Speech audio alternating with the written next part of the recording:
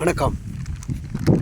இன்று நாம் இயந்திரமனமாக வாழ்க்கையில் இருக்கோம். Mechanical life. அன்று பெற்றோர்கள் பார்த்தார்கள், பிள்ளைகள் வீட்டில் நெடுங்காலம் பயணித்தார்கள். இன்று அப்படி இல்லை.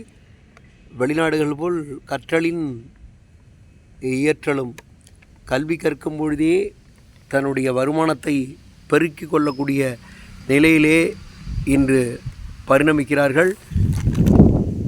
சரிங்க, அப்படின்னா பாருங்கள், இப்போ ஒரு வகுப்பு இருக்குன்னா first period, second period language வராங்க, அல்லது ஒரு சயின்ஸு, சோஷியல் அப்படின்னு ஒவ்வொரு பீரியடு. வாழ்க்கையும் அப்படி தான். சிசு பருவம், அப்புறம் இந்த மழலை, சிறுவர், முதியவர் என்று அப்படி வயது வேறுபாடு. சரி, இப்படிலாம் இருக்கும்போது ஆட்சி காலமும் அப்படி தான். ரூலிங் பார்ட்டி, ஆப்போனண்ட்டு, சீசனும் அப்படி தான். கார்காலம், குதிர்காலம், முன்னணி. சரி, இதெல்லாம் ஏன் ஒவ்வொன்றையும் தனியாக பிரிக்கும் பொழுது நம் உடல் உறுப்பும் அப்படி தாங்க. இப்போ நம்ம பார்க்குறோம்னா உடல் உறுப்பை நம்ம எடுத்துக்கிட்டோம்னா இப்போது என்ன சொல்லலாம், ஒரு மூக்கு, கண், காது, அது வெளிப்பக்கத்தில் இருந்தாலும் உள்ளுறுப்பு வந்து நம்ம என்ன சொல்லலாம், நுரையீரல் சொல்லலாம் இல்லைங்களா, அதை லங்ஸுன்னு சொல்லலாம். ஸோ அது ஒவ்வொன்றுக்குமே ஒரு டைம் இருக்குங்க. இப்போ லங்ஸ் எடுத்துகிட்டா கிட்டத்தட்ட ஒரு ஏர்லி மார்னிங் 3 மணி ஆரம்பித்து 3 மணிக்கு நம்முடைய ஒர்க்கிங் பார்க்கலாம். இப்போ நுரையீரல் வந்து பார்த்திங்கன்னா விடிய கிளம்புற 3 மணிலேருந்து 5 மணி வரையும், ஏர்லி மார்னிங் 3 to 5. இப்போ அது சுவாச பயிற்சிங்க, பிராணசக்தியை கொடுக்கக்கூடியது. மெடிடேஷன், இந்த மியூசிக் கிளாஸ்லாம் போகிறவங்க பாருங்கள், அதில் கொஞ்சம் நல்லா பண்ணுவாங்க. ஸ்டடீஸ் பண்ணுவாங்க, ஹார்டு சப்ஜெக்ட்லாம் அந்த நேரத்தில் ஒர்க் அவுட் பண்ணுவாங்க ஏர்லி மார்னிங் ஓவர். சரி, இப்போ இண்டஸ்ட்ரைனில் 2 பிரிக்கிறோம், லார்ஜ் இண்டஸ்ட்ரைன், ஸ்மால் இண்டஸ்ட்ரைன். ஸோ என்னுடைய சப்ஜெக்ட்டுக்காக சொல்ல இப்போ லார்ஜ் இண்டஸ்ட்ரி தான் பார்க்குறோம். 5 to 7 என்ன ஆகுன்னா ஏர்லி மார்னிங்கு. அப்போ நம்முடைய நேச்சர்ஸாக காலை கடன்கள்லாம் முடிக்கிறோம், மழை ஜலம் கழித்து முடித்து உடம்பை ஆரோக்கியமாக வச்சுக்கிறோம். அந்த நேரத்தில் உயிரணுக்களுடைய எண்ணிக்கையும் இன்க்ரீஸ் ஆகக்கூடிய டைமு. ஸோ நம்ம பாடியை ஃப்ரெஷ்அப் பண்ணிக்கிறது பெஸ்ட்டு. அடுத்தது ஸ்டமக்கு சொல்கிறாங்க 7 to 9.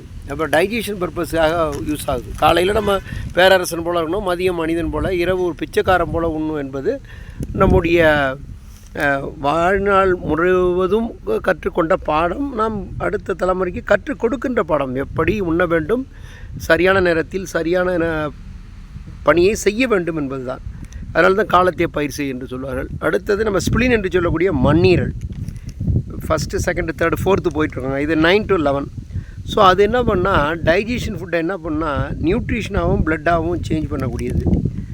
ஸோ அந்த டயத்தில் போய் நம்ம வந்து ஃப்ரெஷ் வாட்டரை குடிச்சிட்டு இருக்கக்கூடாது. ஸோ சாப்பிடும்போது இடையில சாப்பிட்டாலும் டைஜஷன் ப்ராப்ளம் வரும்.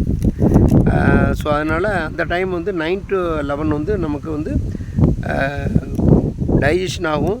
பர்டிகுலராக டயபெட்டிஸ் பேஷண்ட்டுக்கு வந்து ரொம்ப மோசமான நேரம் அந்த நேரம், சரிங்களா. அதனால் செரித்த உணவை நம்ம ரத்தமாகவும் ஊட்டச்சத்தாக மாற்றுது. அப்புறம் 11 to 1ங்கிறது, அதாவது முற்பகலும் போது இதையும் நம்ம அதிகமாக பேசுகிறதோ அல்லது கோபப்படுறதோ, அதிகமாக நம்ம வந்து படபடக்கிற தன்மையெல்லாம் அதில் இருக்கும். அதனால தான்ப்பா என்ன சொல்கிறான், ரொம்ப வெயில் சூடேறி போச்சு தலைக்கு அப்படிங்கிறது அந்த 11 to 1. அதுவும் இன்றைக்கெலாம் அக்னி நேரம். அடுத்த சிறுகுடல், அதில் மதிய உணவு உட்கொண்டு சற்று ரெஸ்ட்டு, என்னது உண்டக்களைப்பு தொண்டனுக்கும் உண்டு என்று சொல்லுவாங்க. அதுக்கடுத்தது பார்த்திங்கன்னா கிட்னி, சிறுநீர் பை 3 to 5. ஸோ அந்த நேரத்தில் பார்த்திங்கன்னா ஈவினிங்கில் அதிகமாக நம்மளுடைய யூரின் எக்ஸ்பெல் ஆகக்கூடிய டைமு. ஸோ காலையில் எப்படி தியானம் சொல்லணும், அது மாதிரி ஈவினிங்கும் தியானம். அடுத்த பெரிகார்டியம் 7 to 9.